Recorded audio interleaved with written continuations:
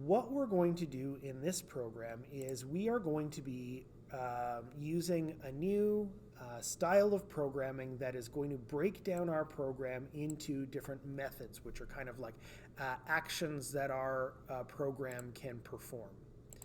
So we've in the past we've been using comments to break our code into different components. So imagine that I wanted to draw a house.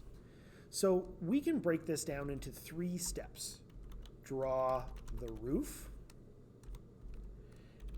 Then we are going to draw a floor, so an individual floor of the house. And then we will draw the ground floor of the house.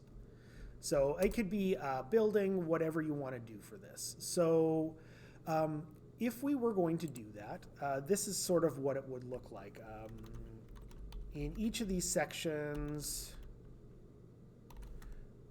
we're going to have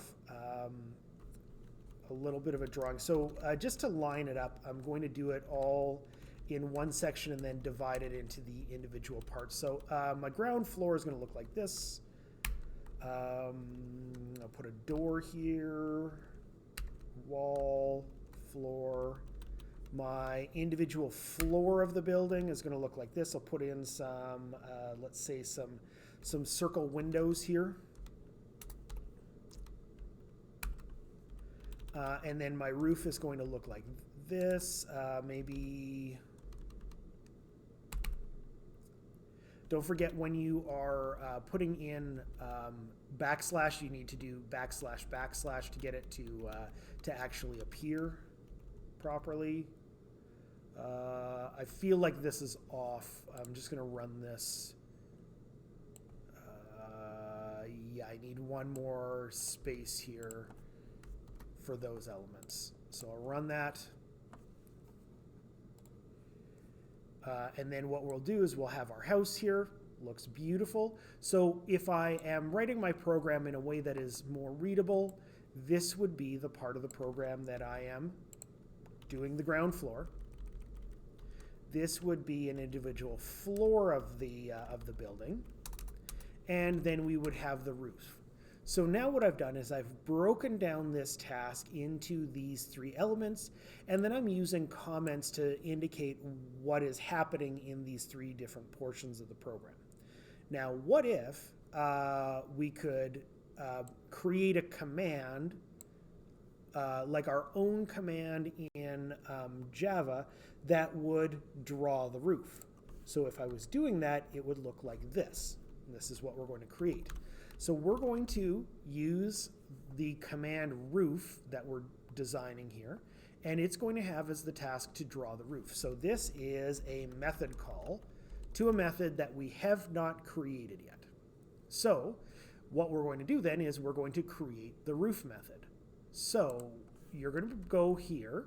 This is underneath the class and above main.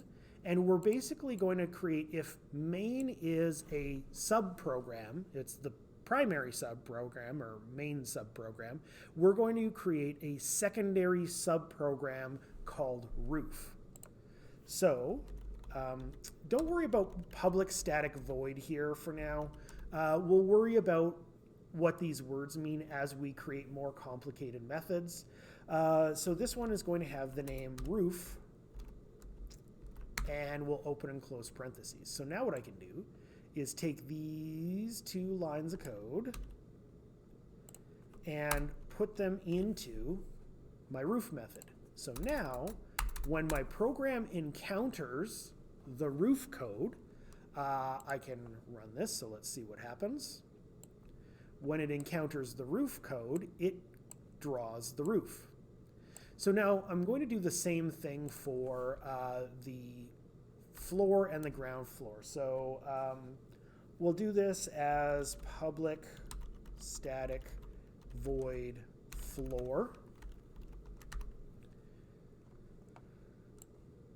So I will put this command in here, and then I will use the floor command Then I'm going to do the ground. Here's the third one.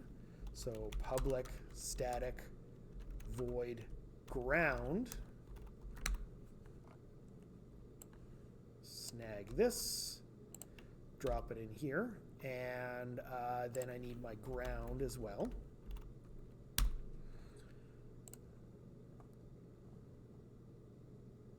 So I'll run the program, and it still produces the house by using the commands that I've designed called roof, floor, and ground. And just as a demonstration of like one of the reasons why this is useful, we can make it a multi-floor house and run it like this, and it has multiple floors now. So now imagine we wanted to use user input to actually draw how many floors there were. This is how it would look. So we'll have an int floors. So system.out.print. How many floors do you want?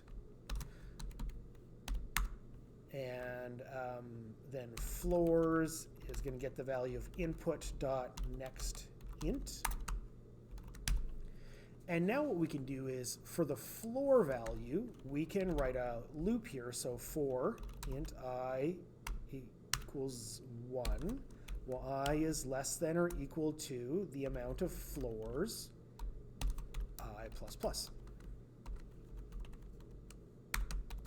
And then if we run this, we can do something like this. So if I want a small building, I can put 2, and I get 2 floors.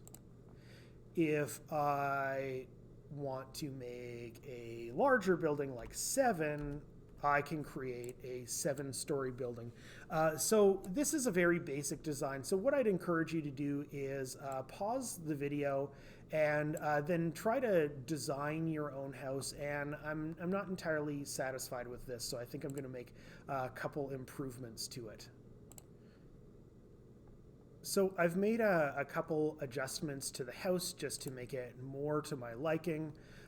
So now what I can do is I can run the program, and so you can get as complex as you want. If I want to design the house with 3 floors with my new design here, it'll look like this. So I've got a roof portion, I have 3 floors, 1, 2, 3, and then the ground floor underneath. So the advantage of using these methods is, one, it makes your code really easy to read and short, because I can just take a look at this. Oh, roof, floor, and then ground. And then the other part is they're very reusable. So you can create a method and then use it for all kinds of purposes, and even just sort of copy and paste it into different programs as you get like really useful ones that you'll eventually design.